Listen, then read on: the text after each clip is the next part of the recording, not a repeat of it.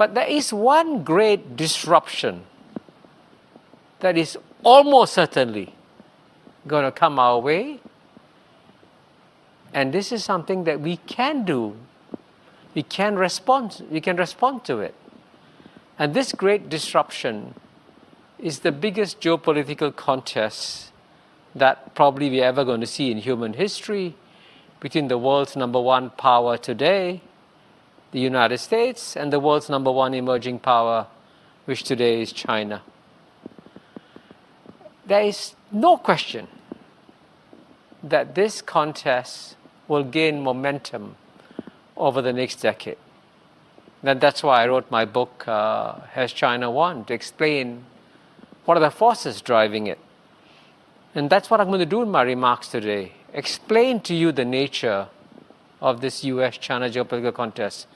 But even as I do so, I want to emphasize, especially to my fellow Asians, who, by the way, make up the majority of the world's population, that you should stop being passive. Stop being quiet. Speak out. Speak out loudly and clearly and call upon the US and China to adopt a much wiser approach to managing this contest, because it will not just affect Americans and Chinese, it will affect the whole world, including all of Asia. Which is why we need to understand this contest, and after we do so, let's speak out. And that's the goal of my remarks today. Now, to explain the nature of this contest, I'm going to answer 5 questions. First question: what are the structural causes driving this contest? 2, what mistakes were made by US and China in this contest? But the third question, I suspect, is the one that you're all most interested in. Who will win this contest between US and China? Fourth question I'll answer is, how will other countries and regions react to this US-China contest? And finally, what can we do about it? How do we manage it? And that's when I'm going to reiterate my point again, that we should speak out in response to it, but to speak out intelligently and thoughtfully in response to it, we have to understand why it is happening. So this brings me to my first question. What are the structural causes driving this US-China geopolitical contest? And there are at least 3. The first one, by the way, this is a force that goes back thousands of years. It's one of the oldest ironclad geopolitical rules of history, which is that whenever the world's number one emerging power, which today is China, is about to overtake the world's number one power, which today is the United States, the world's number one power always pushes down the world's number one emerging power. So when the United States is now making a massive effort to stop China from becoming number one, it is responding to a geopolitical impulse that's been around for thousands of years. So it shows you that in geopolitics, it's not about personalities. It's about deeper structural forces that are at play.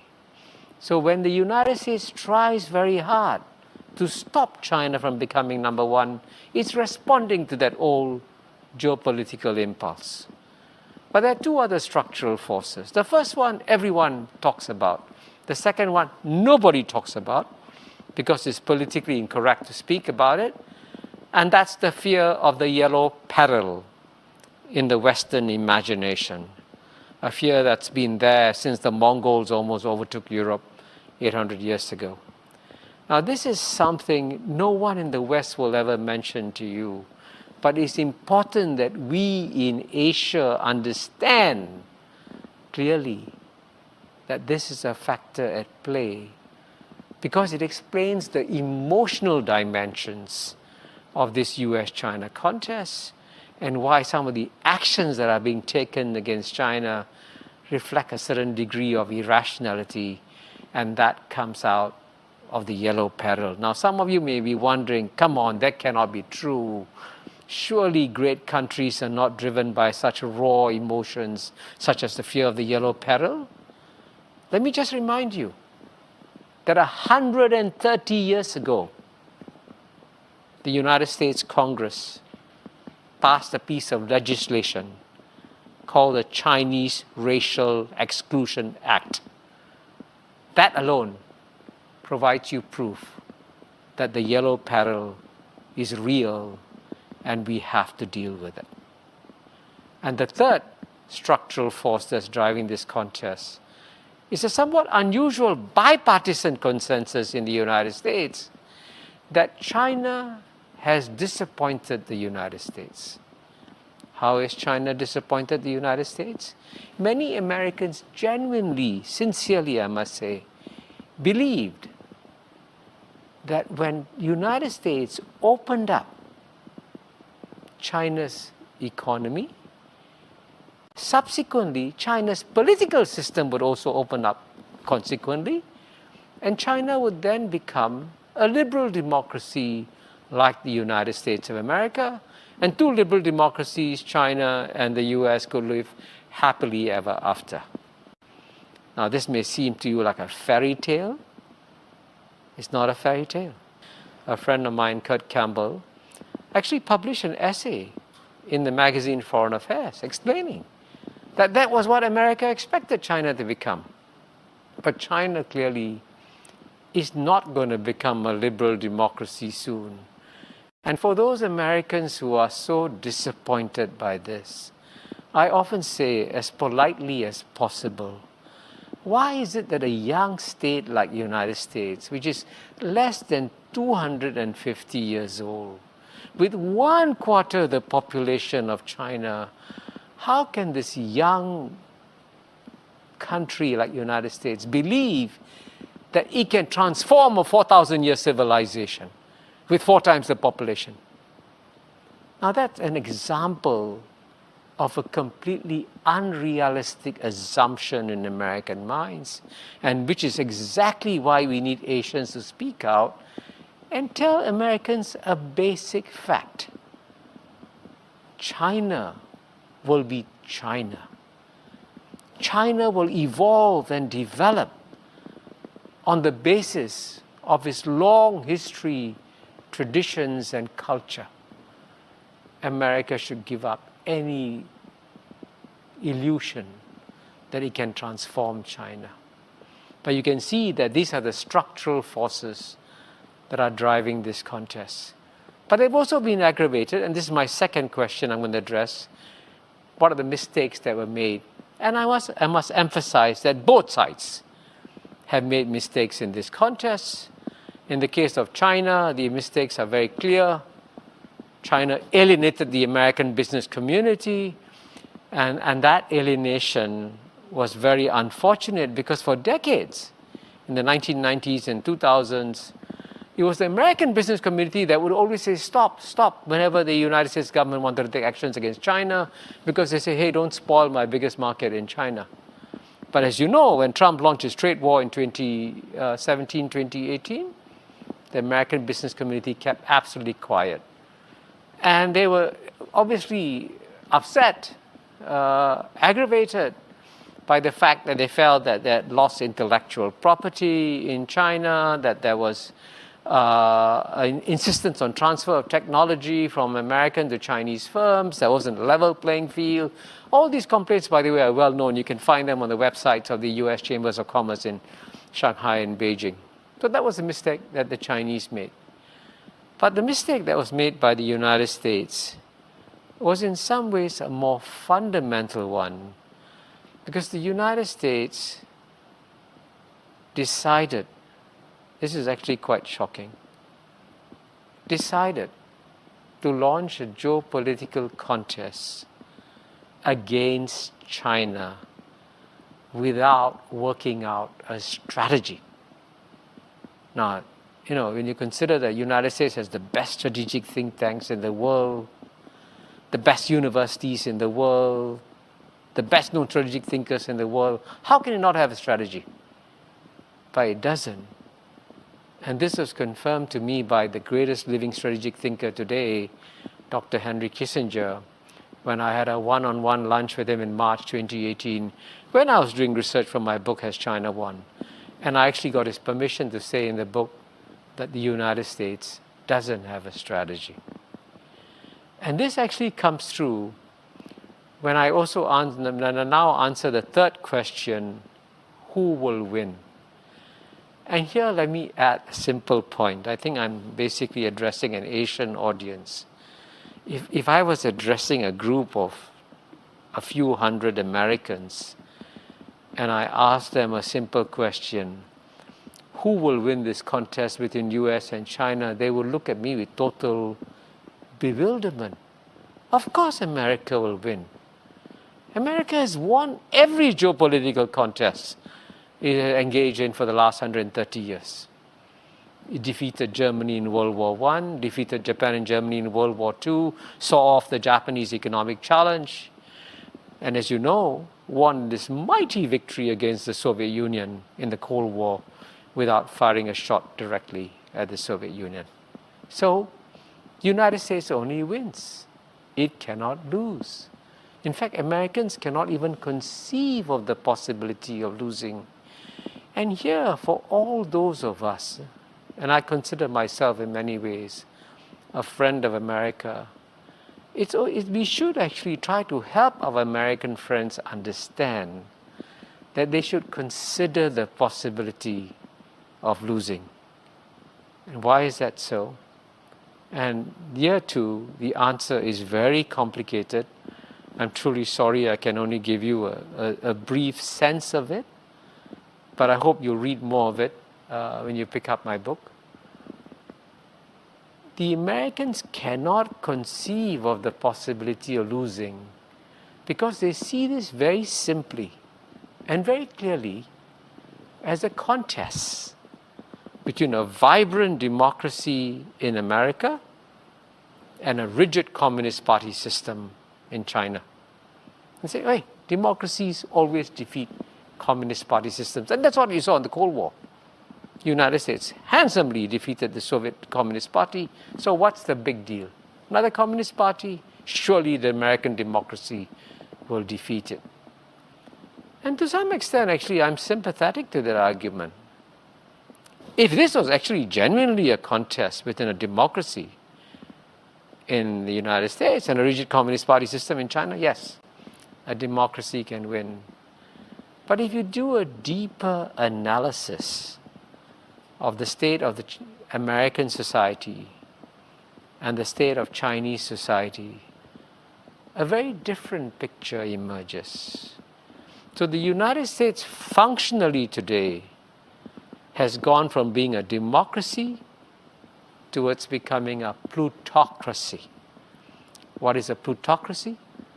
As you know, democracy is the government of the people, by the people, for the people. A plutocracy is the government of the 1%, by the 1%, for the 1% on top. But I want to emphasize, I'm not the one who says this. The late Paul Volcker, the greatest head of the Fed the United States had, used to tell me, he was a friend of mine, the US has become a plutocracy. The Nobel laureate, Joseph Stiglitz, has written a book documenting how US has become a plutocracy. Martin Wolf, the chief economics commentator of Financial Times, has said the US is a plutocracy. And the evidence is there, right? United States is the only major developed country where the average income of the bottom 50% hasn't gone up in 30 years. So as another Nobel laureate said, there's a sea of despair among the American working classes. So American democracy is facing serious internal challenges. And that's why it's so unwise when you're facing so many internal challenges to now take on a major geopolitical contest against China, which, by the way, has gone in the opposite direction. Because in China today has transformed itself, right? And today China is functionally the world's largest meritocracy. What is a meritocracy? A meritocracy is a system, and I think many Singaporeans know this, where you try to pick the best and the brightest to run the society. And it shows in terms of the performance of the society. And if you had any doubts at all that China has now developed a much more high-performance government than the United States government, that proof was provided by COVID-19. What's amazing is that even though COVID-19 started in China, the number of deaths in China is only 5,000. The number of deaths in the United States is 600,000. If the United States government had performed as effectively as the Chinese government in dealing with COVID-19, the United States would have had 1,000 deaths instead of 600,000 deaths. That's what meritocracy does. It also saves lives and also delivers a high-performing economy that is likely to become number one. So clearly, the United States is making a huge mistake in underestimating the nature of the challenge that China is posing to it. And so therefore we, as friends of the United States, should say, hey, why don't you step back, work out a comprehensive long-term strategy before you launch this contest. Wait and press the pause button, because that will be good for you. And fortunately, at least in private, that's the message that most countries are sending. Because in response to my fourth question, how are other countries choosing? And if the Americans are sensitive enough and attentive enough, they will notice that unlike in the first Cold War, when so many countries enthusiastically supported the United States against the Soviet Union. So you had the Europeans supporting United States, you had Japan, South Korea supporting United States. You even had major third world countries like Egypt, like Pakistan, like Indonesia, supporting United States in the Cold War against the Soviet Union. But by contrast today, I cannot think of a single government that has the same degree of enthusiasm in terms of supporting this new contest that the United States has launched against China. And that is certainly true in our ASEAN region. And I hope in the discussion later, I know they will be discussing more about ASEAN, but I think by and large, the 10 ASEAN countries, if they have a simple message to put across, the simple message they will put across to both US and China, especially now, is that we have more important, more pressing things to take care of. We have to get rid of COVID-19. Can you please press the pause button on this geopolitical contest and let us focus on fighting our common challenges? I think that's the message that more and more countries are sending, but we need to send them more forcefully, because the trouble with us Asians is that we are too polite and we never convey messages directly.